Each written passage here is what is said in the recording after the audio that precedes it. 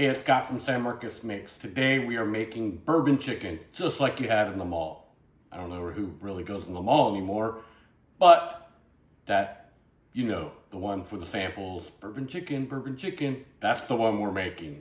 My son needed lunch. He wants something different, so I'm gonna make him bourbon chicken. This one does have lots of ingredients. I would definitely get all your ingredients ready, measured, ready to go. I will do my best to call out each measurement for each ingredient as we go through. But if not, it will be in the description if you want to kind of go back and reference how to make this. But we are going to first start with the chicken. We're going to add basically 2 tablespoons of cornstarch and a little bit of salt and pepper, toss it, and we're going to basically brown it. We're going to kind of cook that chicken, put a little bit of a crust on it. So let's do that now. I have already cut the chicken up, but we need to toss and get it covered with cornstarch. So let's do that. All right, so as we mix this up, I would get a big bowl. I'm gonna start first because I'm gonna have chicken hands. I wanna get everything kind of ready.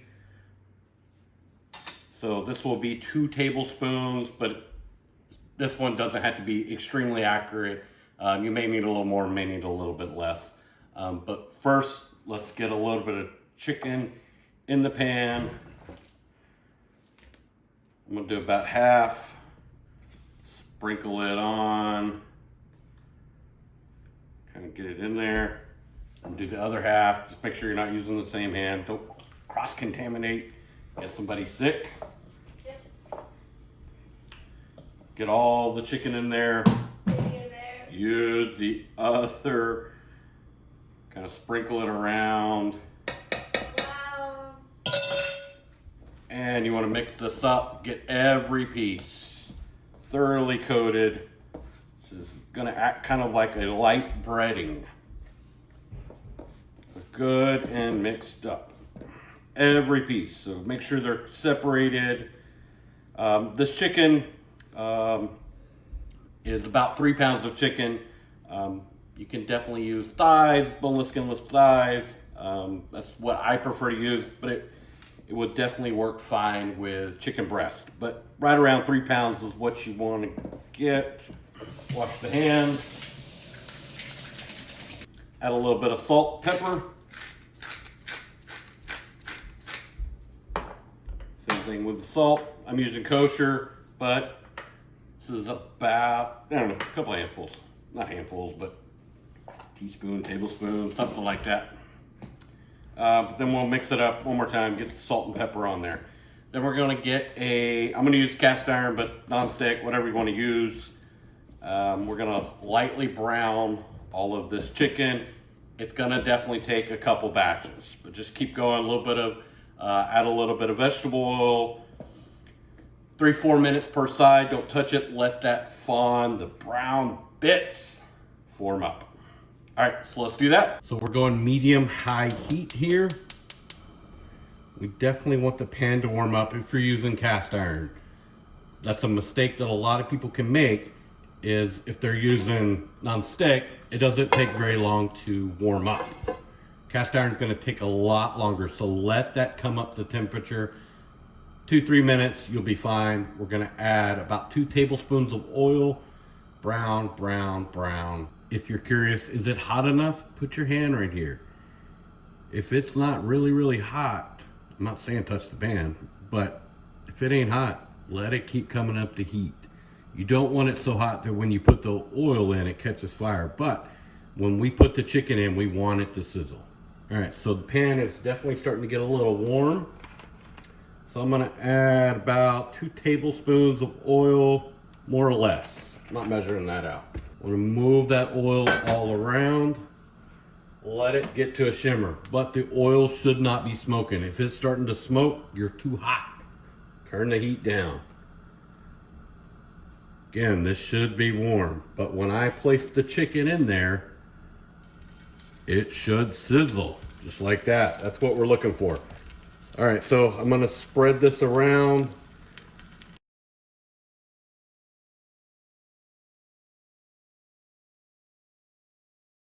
Nice little tip, you don't have a grease splatter. These work really, really well helping that grease doesn't go all over your counter. So Use them.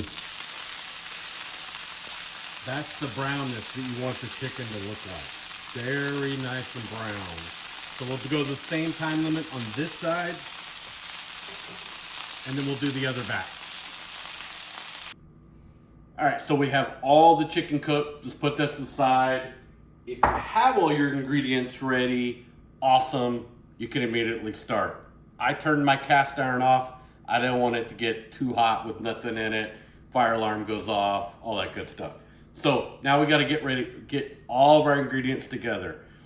Now, you're probably not going to have enough measuring spoons for all this. So they're all going to go in at one time. So what I'm going to definitely recommend is get a bowl and start combining these ingredients. So first thing we want to do is add apple juice, regular apple juice. The apple juice is a half a cup. And I believe we got to add the bourbon. So this is 1/4 of a cup of bourbon. Don't use the cheap stuff, but you don't have to use the expensive stuff. Go bullet something, get away from the well whiskeys. Get decent bourbon. Next, we want to add the chicken broth. So we'll add that to our bowl, and we're just going to keep layering these ingredients. Now I've got to fill up the other ingredients because I didn't have enough measuring cups, so I'm going to do that. I now have the rest of the ingredients prepped. So we need 2/3 of a cup of soy sauce, ketchup, 1/3 of a cup of ketchup. I'll help you. You are supposed to be helping me, right? You done? Nope. I need that sugar, brown sugar, in the bowl. And brown sugar, we need, how much you think? 1 cup. All of it. Pour it in there, Kenley. Manta tap. Boom. All right. The only other things we want to add, we'll add as they cook, which is some onion powder. We need about a 1/2 teaspoon of onion powder, 1/2 teaspoon of ground ginger, and a 1/2 teaspoon, if you want it hot, red pepper. Add however much you want to add. Should 1/2 teaspoon ain't gonna make it very hot. Should give it a good kick. So next we're gonna move back to the stove, and we're gonna saute some garlic real quick, about 30 seconds, just so you can start smelling the garlic, and that's where we're gonna add the sauce. So let's do that. So if you've turned your pan off, you wanna go ahead and get that back going. Continue a medium-high heat. You'll still have a little bit of oil, and if your cast iron, it's definitely still hot enough. So we're gonna add 2 tablespoons, or 2, not tablespoons, but 2 garlic cloves in there. We want to saute that just for about 30 seconds. And then we're gonna slowly start adding our mixture. I would mix your mixture up just a little bit, just to start breaking up the ketchup and the brown sugar. Set that aside. Let that saute. So it's sauteed, just started to get brown. We can start to smell it. We want to start adding the ingredients. So if you didn't mix them, you can add it. Be very careful as you pour in. Pan is hot.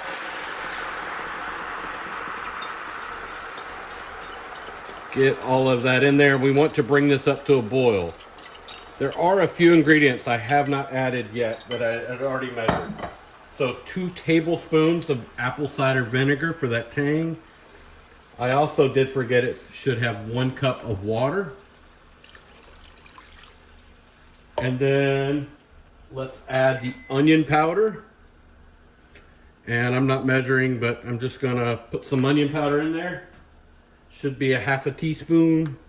Same thing with the ground ginger. Just want to add a little bit in there. Yeah, close enough. And we want to mix this in. We want to bring this back to a boil. Once it hits the boil, we can add our chicken in there. All right, it should be coming up to a boil. Should not take very long to come up to a boil, but once it gets up to a boil, I also want to add some red chili flakes. Again, that's not going to make it very hot. Just a little bit of extra flavor. But after it is coming up to a boil, we want to add this chicken back in. Now, from lesson learned, don't dump the chicken in. It's gonna make a mess. So just slowly start adding it back in. Get it all in there. Now, if you have liquid down in the bottom, holy moly, don't lose that. Put that in there. That is good flavor. Now we want to cook this for about 10 minutes. Once it's boiling, you can reduce it down to a simmer.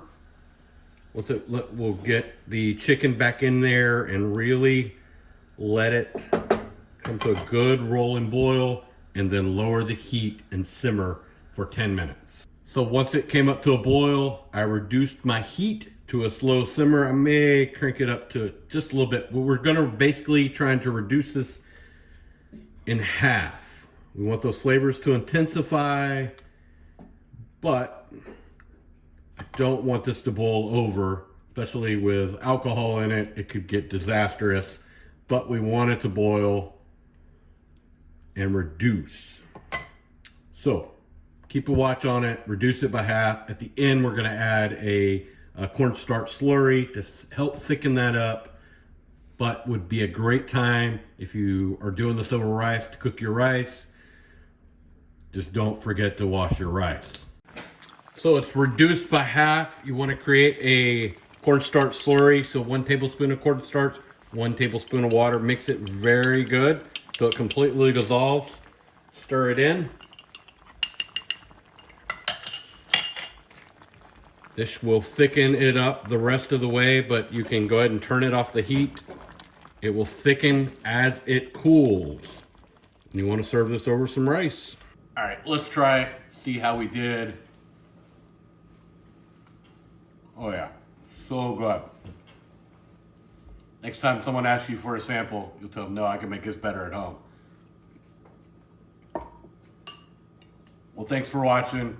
And please remember, okra don't go in gumbo, beans don't go in chili, and it's okay to put pineapple on pizza.